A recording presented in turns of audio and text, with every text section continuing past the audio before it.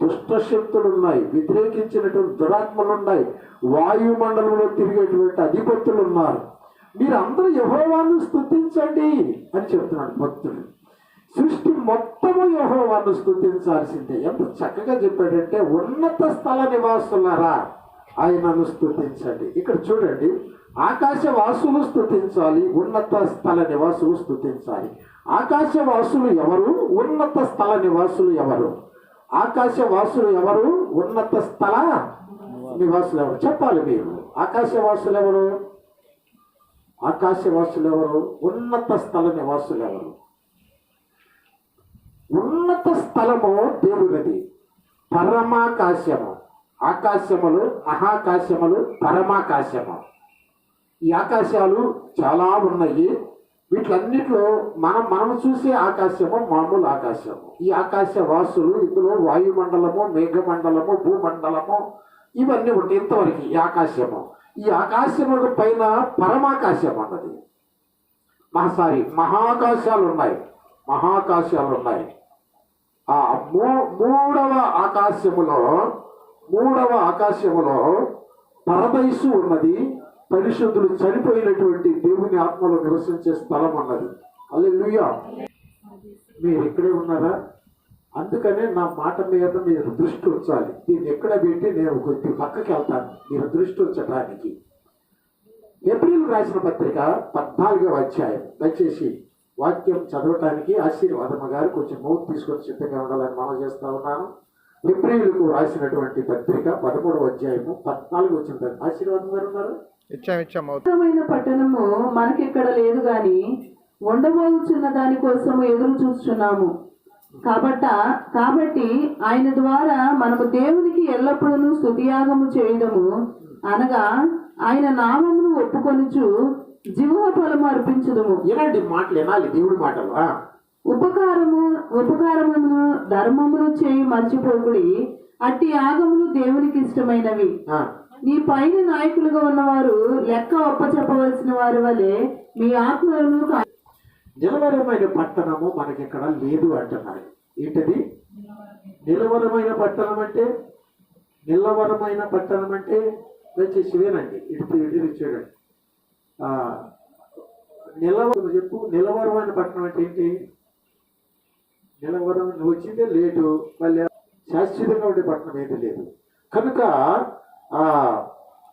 ఉండబోము దాని కొరకు ఎదురు చూస్తా ఉన్నాం. ఓ హల్లి చెప్పండి. మనకి నిలవరమైన పట్టణం ఒకటి ఉంది, ఎక్కడ లేదది. ఆ నిలవరమైన పట్టణం ఇక్కడ లేదు. నిత్య నివాసము అన్నాడు, నిత్య జీవము అన్నాడు. ఎల్లప్పుడూ మనం ఉండటానికి ఒక పట్టణము దేవుడు మన కోసం సిద్ధపరిచాడని చెప్పాడు. ఆ పట్టణంలో నివసించడానికి మనం ఏం చేయాలి అంటే దేవుడికి స్తుతి యాగము చేయాలంట. Praise the Lord. హల్లెలూయా. చెప్పండి హల్లెలూయా. మిమ్మల్ని ఒక ప్రశ్న వేస్తారు, జాగ్రత్తగా వినండి. స్తుతి అంటే ఏంటి? స్తుతి అంటే ఏంటి? మీరు చెప్పాలి, మీరు మాకు జవాబు చెప్పాలి, అప్పుడు మాకు సంతోషం ఉంటుంది. స్తుతి అంటే ఏంటి? స్తుతి అంటే ఏంటి? అమ్ములు మీ ఇంటికి వస్తే నాకు ఎంత పరిచయం చేశారు అమ్ములు. మీరు వండిన కూర, మరి చిన్నతల్లి ఇచ్చిన టీ అస్సలు మర్చిపోవట్లేదు. థ్యాంక్స్ అమ్ములు. ఇది స్తుతి. చేసిన మేలును బట్టి మనం ఇచ్చేటువంటి ఆ థ్యాంక్స్ చాలు వాళ్ళకి. వాళ్ళు చాలా ఖర్చు పెట్టారు, చాలా చేశారు, ఎంతో ప్రేమ చూపించారు. దానికి ప్రతిఫలంగా మనము ఒక చిన్న థ్యాంక్స్ చాలు వాళ్ళకి. అది చేసినందుకు కూడా పెట్టారు. దేవుడు నీకోసం నా కోసం ఎంతో చేశాడు. కనీసం థ్యాంక్స్ చెప్పవా? అది స్తుతి అంటే. ఇక్కడ ఏం లేదు నిలవరని పట్టణం. నువ్వు ఎందరెందరికో థ్యాంక్స్ చెప్తావు, ఉగ్గిన నీళ్ళు ఇస్తే థ్యాంక్స్ చెప్తావు, మొత్తం అన్నం పెడితే థ్యాంక్స్ చెప్తావు, ఏదైనా నీకు అవసరమైన ఆదరిస్తే థ్యాంక్స్ చెప్తావు. నీ జీవితంలో ఇన్ని చేసిన దేవునికి నువ్వు స్తుతి యాగం అర్పించాలి. స్తుతి చెప్పాను. యాగం అంటే ఏంటి? Praise the Lord. హల్లెలూయా. యాగం యాగం యాగం యాగం ప్రైజ్ ది లార్డ్. యాగము అంటే చెప్తాను, వినండి జాగ్రత్తగా వినండి. ఆ హోమగుండాన్ని తీసి ఆ హోమగుండములో ఒక పశువుని నరికి ఆ హోమగుండం దాని రక్తాన్ని ప్రోక్షించడాన్ని దాన్ని యాగము అంటారు. యాగము.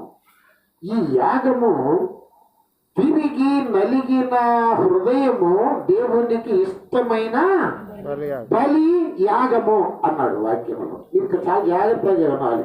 సుబ్బారావు గారి పెద్ద కుమార్తె చాలా జాగ్రత్తగా ఉంటుంది. అమ్మాయి పెదమంది కోళ్ళంటి వాళ్ళ ఇంటి ముందే చర్చి. మీరు ఒక పాస్టర్ గారిని పెట్టుకున్నది నేను మీకు లెక్కప్ప చెప్పాలా? నేను ఎవరికి లెక్క చెప్పాలి? ఏమి లెక్కప్ప చెప్పాలి? వింటున్నారా? ఇక్కడ చూడండి వాక్యము. మీ పైన నాయకులుగా ఉన్నవారు లెక్క చెప్పవలసిన వారి వలె మీ ఆత్మలను కాయించు ఉన్నారు. Praise the Lord. ఏం కాస్తా ఉన్నారు? షారోను రాణి గొర్రెలను కాస్తున్నానా? గాడిదలను కాస్తున్నానా? నేనేం కాస్తున్నాను? ఆత్మలను కాస్తున్నాను. నీ ఆత్మ ఈ వాక్యాన్ని గ్రహించకపోతే ఒక గొర్రెని కాసే వ్యక్తి గొర్రెలతో పాటు వెళ్ళకుండా పక్కకి వెళ్తే ఏమంటాడు? అంటాడు. ఏమంటాడు? చెప్పండి అడుగుతా. అంటాడు.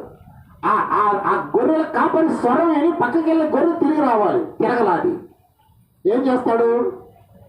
కర్ర ఉంటది అని వాళ్ళు చెప్పేస్తాడు. రోడ్డు మీద తిరిగితే ఓకే, తిరగల. అప్పుడు ఏం చేస్తాడు?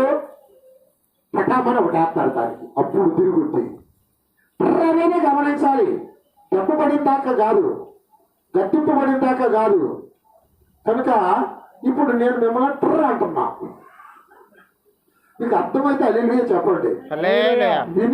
ఈ గొర్రెల లాంటి ఈ బిడ్డలు, ఓ హల్లెలూయా. 20వ వచనం ఒకసారి చూడు. ఆశీర్వాదము తల్లి. గొర్రెల గొప్ప కాపరి అయిన యేసు అను మన ప్రభువును నిత్యమైన నిబంధన సంబంధముకు రక్తమును బట్టి మృతులలో నుండి లేపిన సమాధానకర్తయగు దేవుడు యేసుక్రీస్తు ద్వారా తన దృష్టికి అనుకూలమైన దానిని మనలో జరిగించుచు ప్రతి మంచి విషయములను తన చిత్త ప్రకారము చేయుటకు మిమ్మును సిద్ధపరచును గాక. హల్లెలూయా. చెప్పాలనుకున్నది ఒకటి, చెబుతున్నది ఒకటి. దేవుడు నడిపించును గాక. ఇక్కడ ఆ మాట మళ్ళీ చదువుతాను చూడండి. నేను ప్రతి మంచి విషయములోను, చెప్పండి, ప్రతి మంచి విషయములోను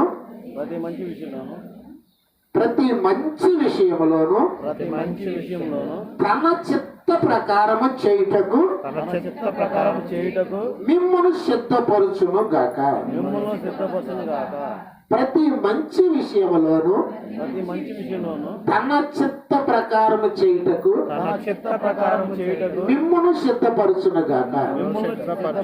ఒక మాట, మనలో మాట. ప్రతి విషయంలో దేవుని చిత్తాన్ని చేస్తామా, మన ఇష్టాన్ని చేస్తామా? చెప్పండి కదా. మన ఇష్టమే దేవుని చిత్తం అనుకొని చేస్తా ఉంటాం. నేను చేస్తుంటే దేవుని చిత్తం, కానీ దేవుడు ఆయన చిత్తాన్ని జరిగించాలని మాట్లాడుతున్నాడు. మేఘనా, దేవుని చిత్త ప్రకారం. నీ చిత్తం ఏంటి? నవ్వాలి, వాళ్ళకి వెళ్ళాలి, వీళ్ళకి వెళ్ళాలి, అలవాటు చక్కగా నవ్వుతావు, చాలా అందంగా ఉన్నావు, చాలా బాగున్నావు. కానీ అది నీ చిత్తం. దేవుని చిత్తం ఏంటి? మాట వినాలి నువ్వు. దేవుడు మాట వినాలి నువ్వు. అర్థమైందా? ఒకరు క్షమించుకోబాక. నవ్వు ఇప్పుడు నవ్వు, అక్కడ నవ్వినట్టు ఇక్కడ నవ్వు. ఓకే, దేవుడి చిత్తాన్ని నువ్వు జరిగించాలి. అలా జరిగించడానికి ఇక్కడ ఒక నాయకుడిని, కాపరిని దేవుడు పెట్టాడు. నువ్వు నవ్వుతూ ఉంటే నేను కూడా నవ్వుతూ ఉండాలా? నీ సూత ఎర్రులాగా ఉండాలా? నేను లెక్క చెప్పాలి. పసిబిడ్డ మేఘన, ఆ బిడ్డకి ఏం తెలియదు. ఒరే బాలసం కాపరి, నేను ఇక్కడ నాయకుడిగా పెట్టాను, ఆ బిడ్డను గద్దించి లేపిచ్చపా అంటాడు దేవుడు. హలో, నేను లెక్క చెప్పవలసిన వాడిగా ఉన్నాను నీ ఆత్మలకు. కనుక ఇక్కడ చూడండి, మీ ఇక్కడ 17వ వచనం చదువుతున్నాను. మీ పైన నాయకులుగా ఉన్నవారు లెక్క చెప్పవలసిన వారి వల్ల మీ ఆత్మలు కాయించున్నారు. వారు దుఃఖముతో పని చేసిన ఎడల మీకు నిష్ఠిమేత పెట్టు, ఆరోగ్యకరమైనటువంటి. ఓకే, ఇప్పుడు నేను ఇక్కడ 148వ కీర్తనలోకి మళ్ళీ తిరిగి వస్తున్నాను అన్నమాట. ఎంత దూరం రావాల్సి వచ్చింది మీరు వాక్య వినడానికి కారణాన. కనుక జాగ్రత్తగా వినండి. ఎవరు నేడుకు రా తల్లి, అసలు నీకు ఆరోగ్యం